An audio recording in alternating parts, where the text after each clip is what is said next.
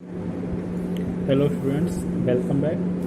Students, in the last video we discussed about formal communication, its types, that is vertical communication, horizontal communication and diagonal communication. Students, today we will discuss our next topic, that is informal communication. Informal communication बेटा क्या होता है? किसी भी business में काम करने वाले एम्प्लॉय जब साथ काम करते हैं तो अक्सर क्या होता है, किसी भी ऑर्गेनाइजेशन में जब साथ काम करने वाले एम्प्लॉय होते हैं तो कुछ एम्प्लॉयज़ में सेम इंटरेस्ट, सेम फीलिंग्स, या हम ये कह सकते हैं कुछ कॉमन फैक्टर्स की वजह से, जैसे हम विचार हमारे एक दूसरे से मिलते हैं तो हम हमारे साथ में जो काम करने वाले कलीग्स होते हैं उनसे हमारे कुछ फ्रेंडली रिलेशनशिप्स बन जाते हैं, तो जिनसे हम अपने जो भी पर्सनल हम कहते हैं फीलिंग्स हैं, चाहे वो हमारी खुशियां हैं, हमारी प्रॉब्लम्स हैं, हमारे दुख गम वगैरह हैं, उन्हें हम बांटते हैं, तो उसे हम क्या बोलते हैं? Informal communication. तो इसमें जनरली बिजनेस इश्यूज़ के ऊपर डिस्कशन नहीं होता और ये कोई ऑफिशियली सैंक्शन नहीं होता, तो उसे हम क्या बोलते हैं? Informal communication. It refers to that communication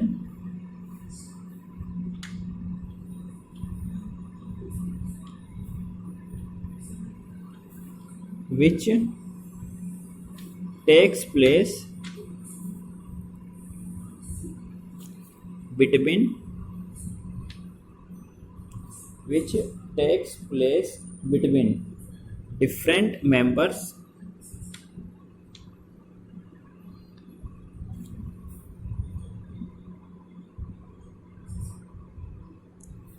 working in an organization.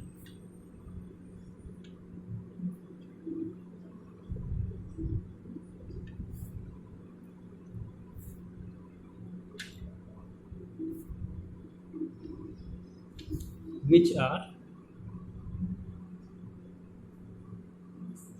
not officially attached to each other.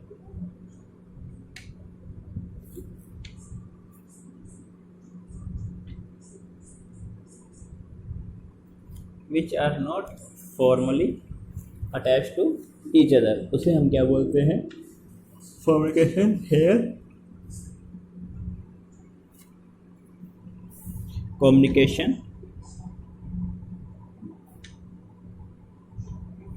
takes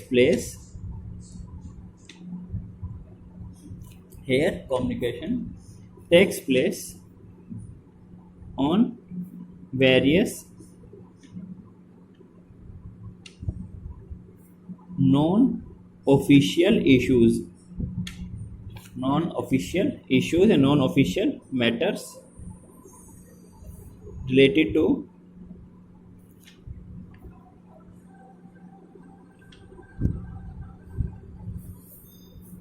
personal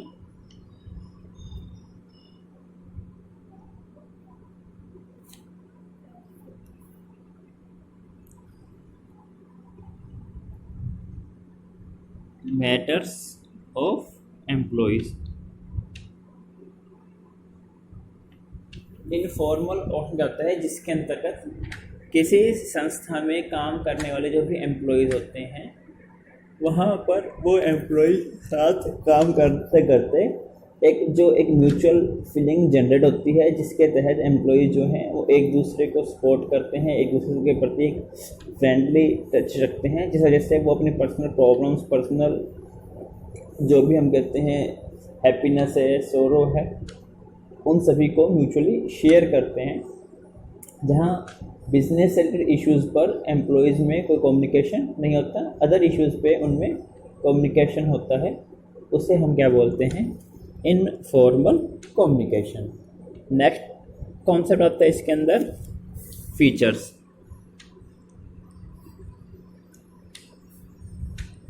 features of informal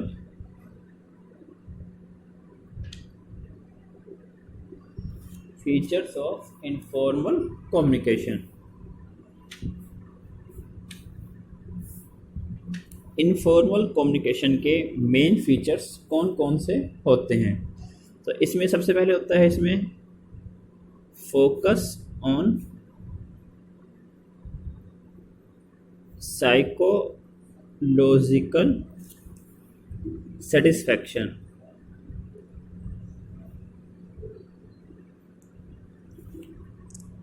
focus on psychological satisfaction. इसमें यूजुअली क्या होता है, किसी भी एम्प्लॉयज़ की हम कहते हैं हर इंसान की कुछ नीड्स होती है, जैसे बेसिक नीड, सेफ्टी नीड और ईगो नीड और सोशल नीड और साइकोलॉजिकल नीड। तो इनफॉर्मल कम्युनिकेशन में क्या होता है, कोई भी इंसान है जो ग्रुप में रहना पसंद करता है, वो ह्यूमन ग्रुप जहाँ पर वो अपनी खुशियाँ अपने सुख दुख शेयर कर सके।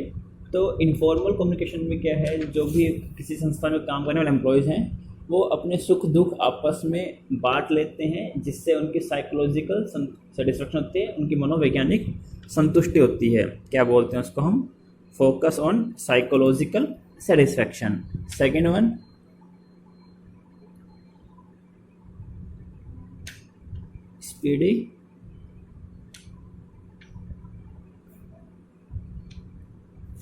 Speedy communication. इसका मतलब क्या होता है कि इसके अंदर फॉर्मल कम्युनिकेशन की तरह किसी स्केलर चैन के अंदर मूव नहीं करता। आपका जो इनफॉर्मल कम्युनिकेशन होता है ये किसी स्केलर चैन के अंदर नहीं होता कि एक डेफिनेट स्टेप के थ्रू, डेफिनेट पाथ के थ्रू ही ये आगे बढ़ेगा। इसमें ऐसा नहीं होता। इसमें रैंडमली हम इंफॉर्मेशन शेयर करते हैं साथ करने वाले अपने कलीग्स के साथ। तो इसमें इंफॉर्मेशन का जो फ्लो होता है वो काफ़ी तेज़ होता है, काफ़ी फास्ट होता है। क्या बोलते हैं उसको हम? Speedy communication. Third spreading rumours.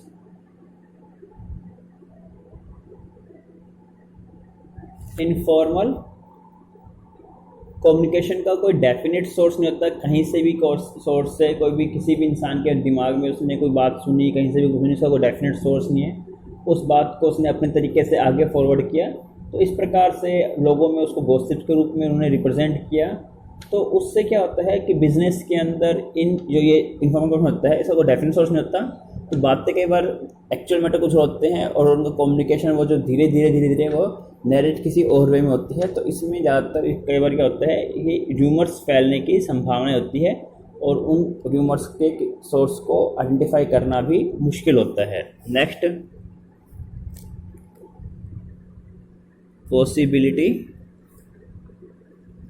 Of distortion.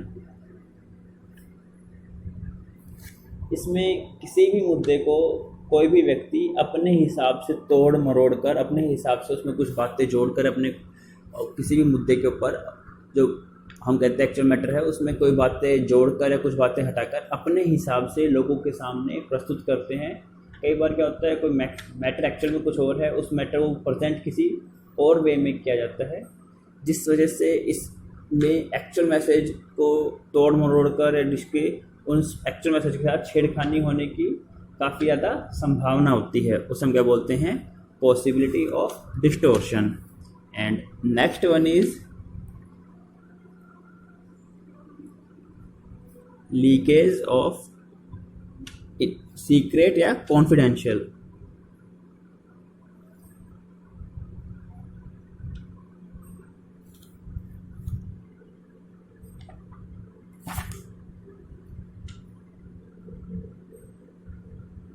Leakage of confidential information. इसमें कई बार क्या होता है कि अक्सर कोई मैटर बात होती है, वो हम अपने किसी वेल नोन जिससे हमारे विचार मिलते हैं, अपने किसी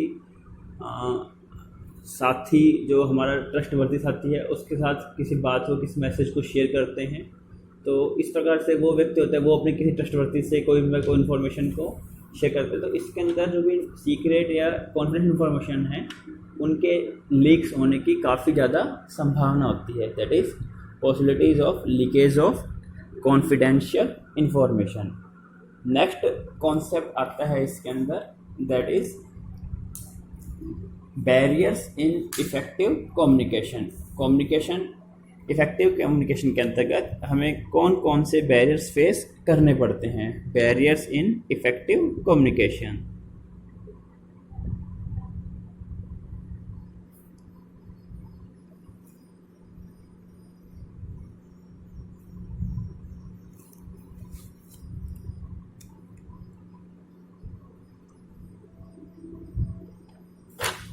barriers of effective communication.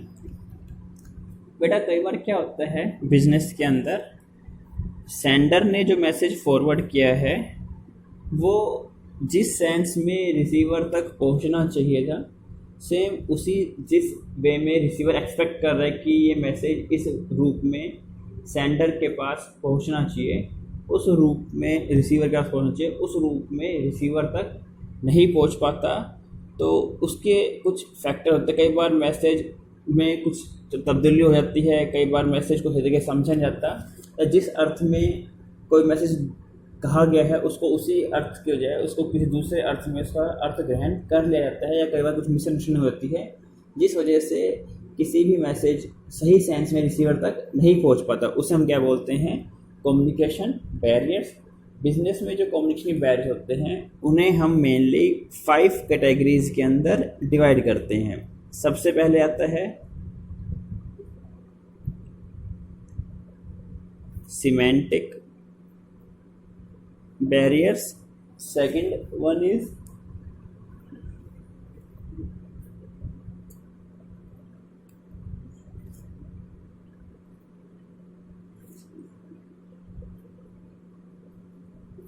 semantic barriers, psychological barriers, third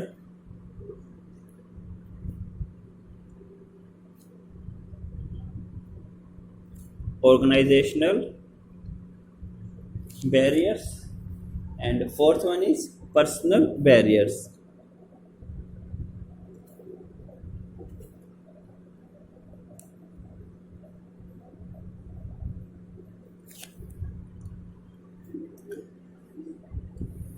Usually communication barriers are divided into 4 main categories, that is semantic barriers, psychological barriers, communication organizational barriers and personal barriers. semantic barriers को बेटा semantic का नाम होता है अर्थ संबंधी, related to meaning। तो जिसमें कई बार क्या होता है कि किसी भी शब्द को या किसी भी वाक्य को रिसीवर के द्वारा या अलग अलग लोगों के द्वारा अलग अलग अर्थ में ग्रहण किया जाता है। सेंडर ने कोई मैसेज पास आउट किया, कोई डिलीवर किया, मगर उस रिसीवर के द्वारा उन मैसेजेस में से किसी शब्द को या पूरे वाक्य को अलग अर्थ में ग्रहण किया जाता है, जिस वजह से कम्युनिकेशन का जो वास्तविक उद्देश्य है वो पूरा नहीं हो पाता। उसे हम क्या बोलते हैं, semantic barriers. Second one is psychological barriers. Psychological होते हैं मनोवैज्ञानिक कारण, जिसके अंतर्गत क्या होता है कि कई बार सेंडर ने अपने एंड से मैसेज सही किया है, डिलीवर किया है, बट रिसीवर का ध्यान कहीं और होने की वजह से, या रिसीवर का हम कह सकते हैं कि उसको सेंडर के ऊपर भरोसा नहीं होने की वजह से, या मैसेज को बिना ध्यान से सुने या बिना ध्यान से पढ़े बगैर उसका निष्कर्ष निकालने से जनरेट होता है। तो इसे हम क्या बोलते हैं, साइकोलॉजिकल और इमोशनल बैरियर, जो जनरली रिसीवर के एंड से होते हैं, कि जहाँ पर रिसीवर के ध्यान की कमी की वजह से या सेंटर के ऊपर भरोसा न होने की वजह से, या फिर उसके द्वारा मैसेज पूरा ध्यान से सुने या पूरा ध्यान से पढ़े बगैर उससे पहले ही हम उसका कोई निष्कर्ष निकालने की वजह से ये क्रिएट होते हैं। तो उसे हम क्या बोलते हैं, साइकोलॉजिकल और personal barriers. Third one is organisational barriers.